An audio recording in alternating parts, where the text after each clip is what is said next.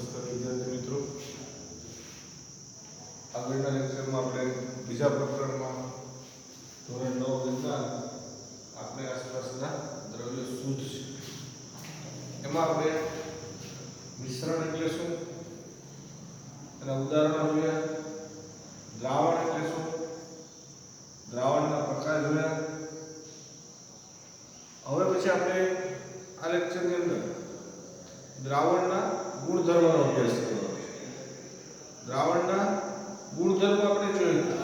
પહેલો ગુણધર્મ છે કે દ્રાવણ છે તે એક પ્રકારનું સમાન મિશ્રણ છે.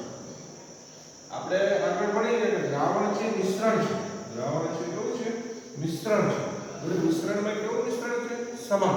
એટલે કે પેલો આપણે દ્રાવણનો ગુણધર્મ લખવો હોય તો લખી શકાય કે દ્રાવણ સમાન મિશ્રણ છે.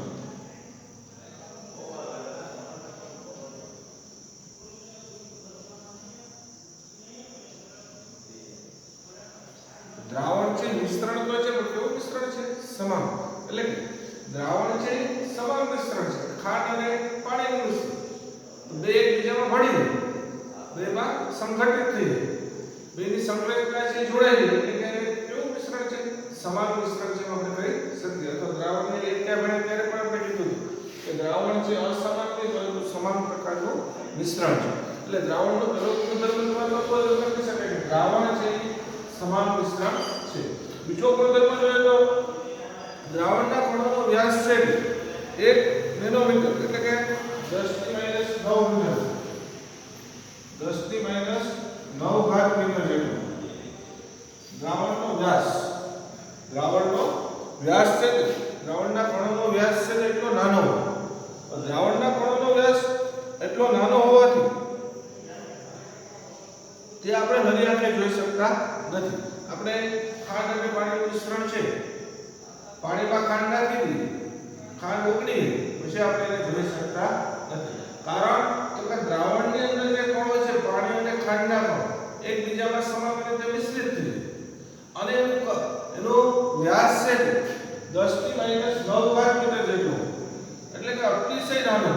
તેથી આપણે ખાંડના કણો છે આપણે જોઈ શકતા નથી. એટલે કે દ્રાવણની અંદર દ્રાવણના કણોનો વ્યાસ નાનો હોવાથી તેને આપણે નરી આંખે જોઈ શકતા નથી.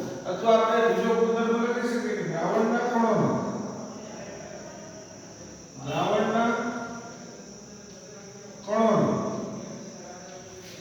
આપણે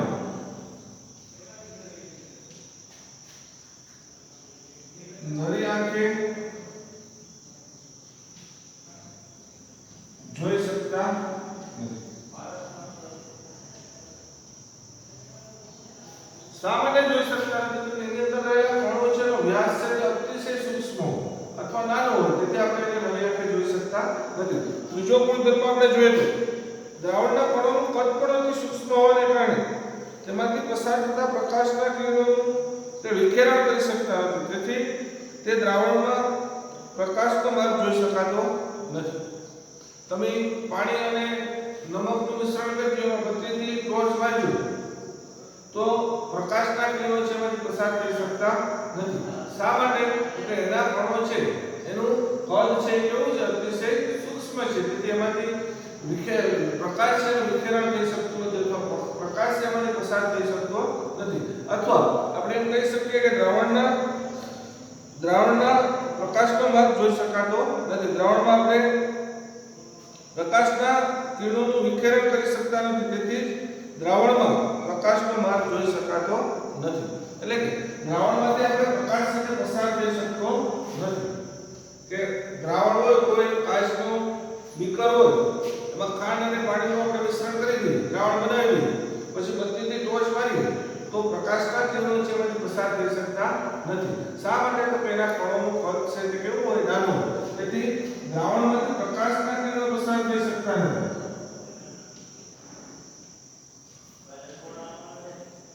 પ્રકાશના કિરણો પસાર થઈ શકતા નથી.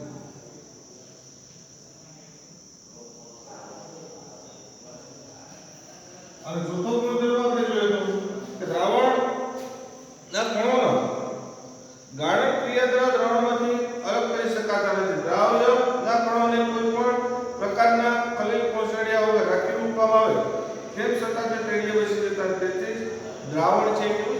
થાય છે.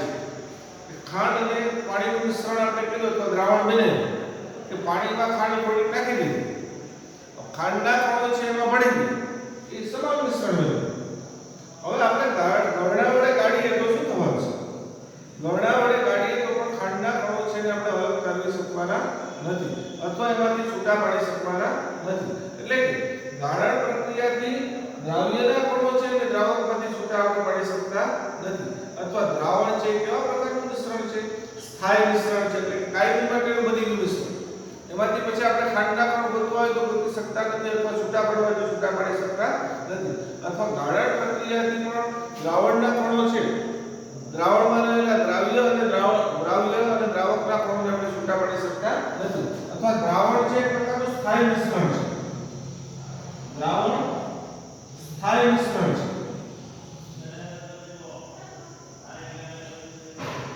વિદ્યાર્થી મિત્રો તમને દ્રાવણના ગુણધર્મો જો પૂછવામાં આવે તો આપણે ત્રણ ચાર ગુણધર્મો છે તે લખી શકીએ.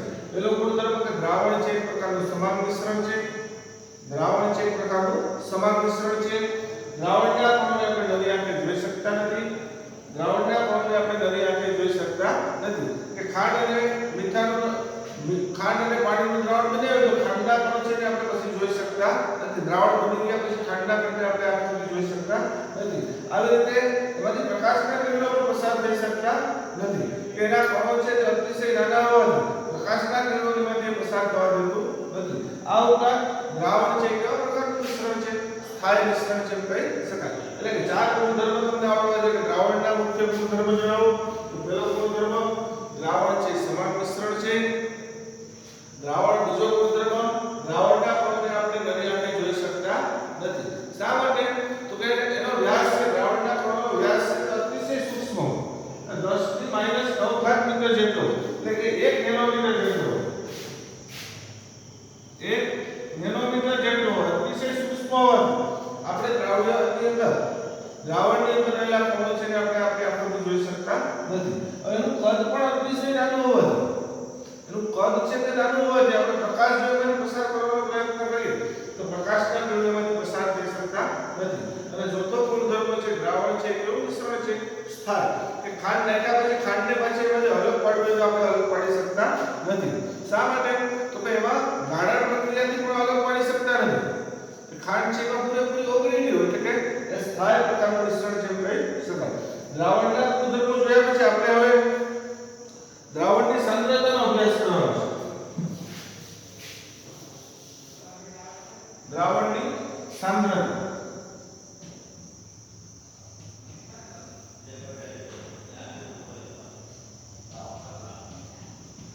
સાંદ્રતા કોને કહેવાય ખબર હોય? કે સાંદ્રતા છે તે જોઈએ તો કે આપણે કોઈ પણ દ્રાવણ બનાવ્યું કે ખાંડ અને પાણીનું દ્રાવણ બનાવવું તો આપણે પહેલા 1 ચમચી ખાંડ નાખીએ, પછી ધીરે ધીરે થોડી ખાંડ છે તેમાં ઉમેરતા જઈએ. તો એક સમય એવો આવશે કે ખાંડ છે આપણે નાખીએ છતાં પણ એમાં ઓગળવાનું બંધ થઈ જશે અથવા ઘટ થતું જશે. દ્રાવણ છે કેવું થતું જશે? ઘટ. તો આ દ્રાવણ છે ઘટતાને આધારે અથવા એ કેવું છે એમાં દ્રાવ્ય છે કેટલો છે એને આધારે દ્રાવણની સાંદ્રતા નક્કી કરવામાં આવતી હોય. દ્રાવણની સાંદ્રતા માટે આપણે જોઈએ તો કે એક જ પદાર્થના રંગોની જુદી જુદી માત્રા ધરાવતા છે. આપણે સમજી શકીએ કે દ્રાવણમાં દ્રાવ્યની માત્રાને આધારે દ્રાવ્ય છે કેટલા પ્રમાણમાં છે, દ્રાવ્યની માત્રા કેટલી છે, દ્રાવકની કોની દ્રાવ્યની એની સાંદ્રતા કહેવામાં. કે ખાંડ છે, પાણી અને ખાંડનું દ્રાવણ છે તો એમાં ખાંડ છે 1 ચમચી નાખીએ તો દ્રાવ્યની માત્રા છે કેવી છે? ઓછી છે. 1 ગ્લાસ પાણી છે એમાં આપણે 5-6 ચમચી ખાંડ નાખીએ તો એમાં એક દ્રાવ્યતા છે કે દ્રાવ્યની માત્રા છે વધુ છે. ને એના કરતાં પણ આપણે એમાં 10-12 ચમચી ખાંડ નાખી દઈએ તો દ્રાવ્યની માત્રા છે વધતી છે. એટલે કે આ દ્રાવ્યની માત્રાને આધારે સાંદ્રતા છે કે દ્રાવણ છે મંદ પણ હોઈ શકે અથવા સાંદ્ર પણ હોઈ શકે. સાંદ્ર અથવા સંતૃપ્ત.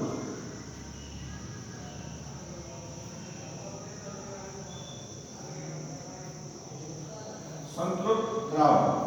એટલે કે દ્રાવ્યની માત્રાને આધારે દ્રાવણના મુખ્ય બે પ્રકાર પાડી શકાય. મંદ દ્રાવણ અને સાંદ્ર દ્રાવણ અથવા સંતૃપ્ત દ્રાવણ અથવા અસંતૃપ્ત અને સંતૃપ્ત દ્રાવણ.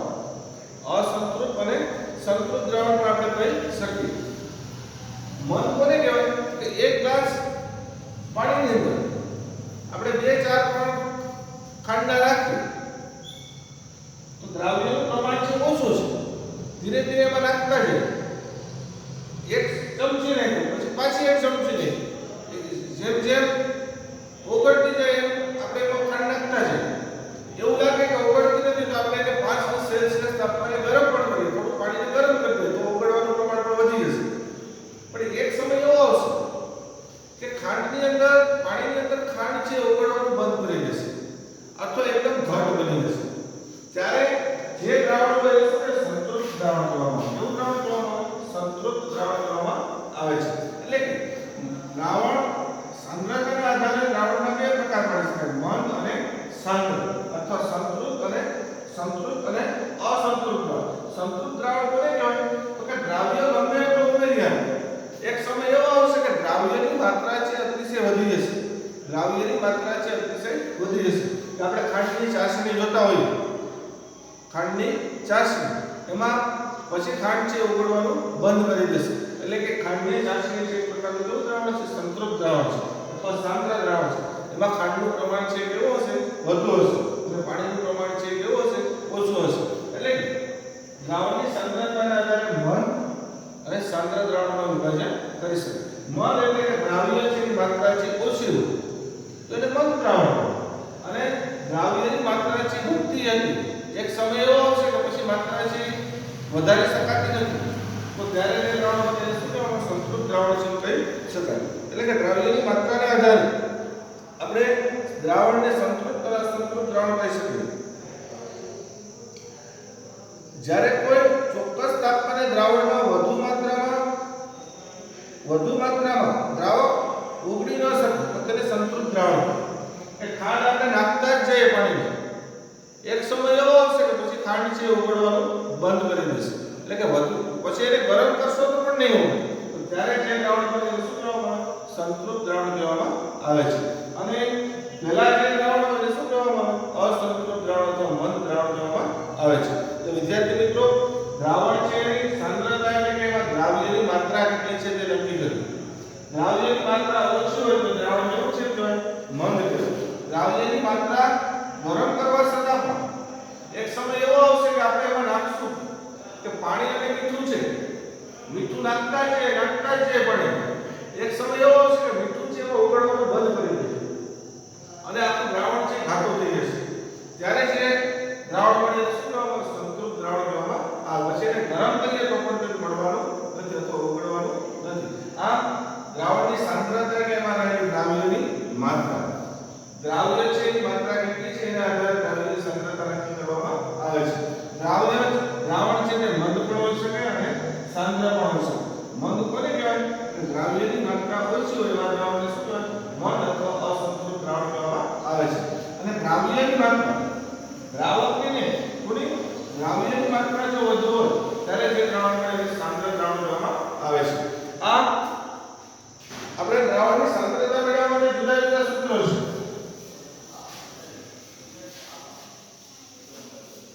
કે કોઈ પણ દ્રાવણની સાંદ્રતા મેળવવી હોય દ્રાવણની સાંદ્રતા કે આપેલ જથ્થામાં દ્રાવણના જળમાં અથવા પદમાં હાજર રહેલા દ્રાવ્યની માત્રા અથવા આપેલ જથ્થાના દ્રાવકમાં વગાડેલ દ્રાવ્યની માત્રા. એટલે કે દ્રાવણની સાંદ્રતા કોને કહેવાય છે જે દ્રાવણ આપણી પાસે છે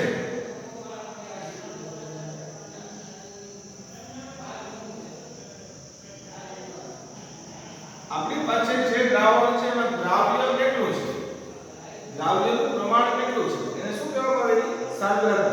એટલે કે દ્રાવણની સાંદ્રતામાં કયો તો એના માટે થઈને આપણી પાસે બે સૂત્ર છે. પહેલું સૂત્ર છે કે દ્રાવ્યનો જથ્થો છેદમાં દ્રાવણનો જથ્થો. દ્રાવ્યનો જથ્થો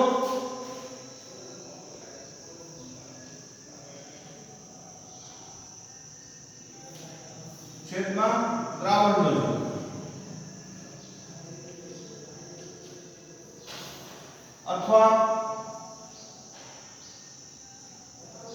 દ્રાવ્યનો જથ્થો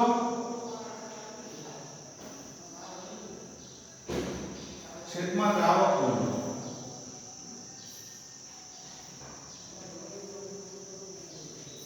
આ બે સૂત્રોની મદદથી આપણે દ્રાવણની સાંદ્રતા મેળવી શકીએ. બંનેમાં જો દ્રાવ્યનો જથ્થો છે અંશમાં આવશે. કોનો જથ્થો? દ્રાવ્ય. દ્રાવ્ય એટલે કે ખાંડ અને પાણીનું મિશ્રણ છે. તો ખાંડ છે એ દ્રાવ્ય છે. તમને એમ કહેવાય કે 50 મિલીગ્રામ ખાંડ લીધી અને 100 ml પાણી લીધું. આ દ્રાવણની સાંદ્રતા વાપરો તો દ્રાવ્યનો જથ્થો કેટલો છે? 50. અંશમાં કેટલા આવશે? 50.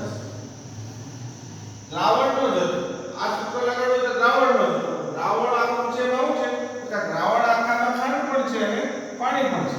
તો 50 + 100 એટલે કેટલા થશે? 150.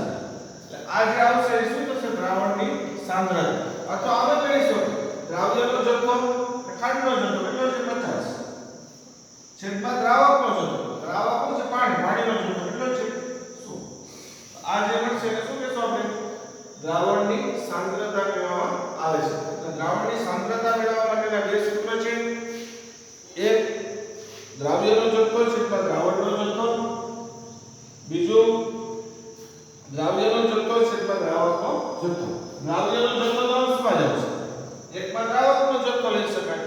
દ્રાવકનો જથ્થો ન લેવો હોય તો આખા દ્રાવણનો જથ્થો પણ આપણે લઈ શકીએ. એટલે વિદ્યાર્થી મિત્રો આ સિવાય પણ દ્રાવ્યની સાંદ્રતા માપવા માટેની જુદી જુદી રીતો છે. એની ટકાવારી મેળવવા માટેની પણ જુદી જુદી રીતો છે. એમાંની બે રીત છે. જો દ્રાવણનો વજનથી ટકાવારી. દ્રાવણને સાંદ્રતા માપવા માટે વજનથી ટકાવારી.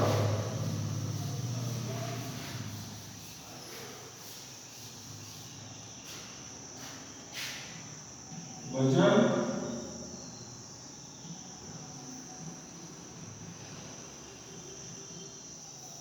અને બીજી રીત છે દ્રાવણની વજન કદની ટકાવારી.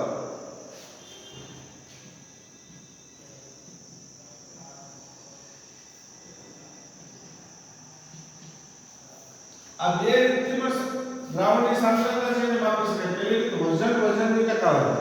વજનની ટકાવારીનું સૂત્ર છે દ્રાવ્યનું વજન છેદમાં દ્રાવણનું વજન.